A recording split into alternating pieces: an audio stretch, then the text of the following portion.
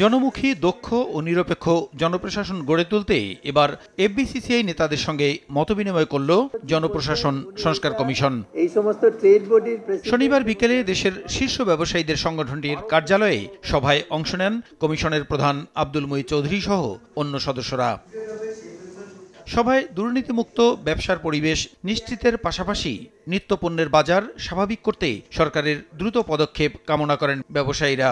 ছোট police force দিয়ে আমরা ল অ্যান্ড অর্ডার করতে পারবো না, একটু ইনোভেটিভ চিন্তা করে যেন খুব তাড়াতাড়ি পুলিশ ফোর্স রিক্রুট করা হয়। কোম্পানিজ অ্যাক্ট যেটা আছে, কিছু কিছু আইন স্যার 140 বছরের পুরানো। আমি যদি একটা সার্ভিস এক্সপোর্ট করি, এটাকে এক্সপোর্ট হিসেবে রেকগনাইজ করার কোনো মেকানিজমই নেই। তো টেকনিক্যালি আমি এই আইন বলবৎ থাকা মানে হচ্ছে আমি কোনো সার্ভিস এক্সপোর্ট করলে আমি আসলে মানি লন্ডার করছি। আমাদের বর্তমান জনপ্রশাসন এই $437 বিলিয়ন জিডিপিকে সাপোর্ট করতেই হিমশিম খাচ্ছে। এটা যখন 800 বিলিয়নে যাবে, it is impossible to support. এটাকে কমপ্লিট রিস্ট্রাকচারিং দরকার স্যার।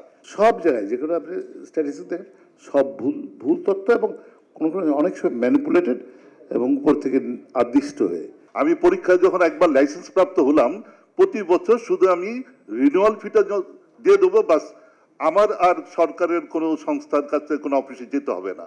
আপনি যখনই আমি যাব তখনই খুশির ব্যাপারটা আসবে। দুর্নীতির বিরুদ্ধে ব্যবস্থা নেয়ার বিধান থাকলেও কার্যকর করা হয় না মন্তব্য করে সংস্কার কমিশনের প্রধান বলেন, শিগগিরই সবার পরামর্শ সহ সুপারিশ সরকারকে দেয়া হবে।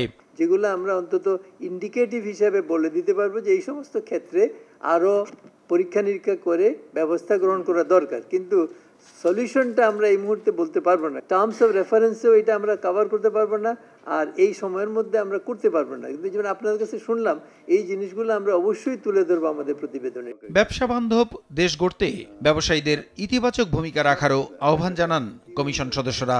আপনাদেরকে আমি এই জন্য আমরা প্রসূন আশিস, সময় সংবাদ, ঢাকা।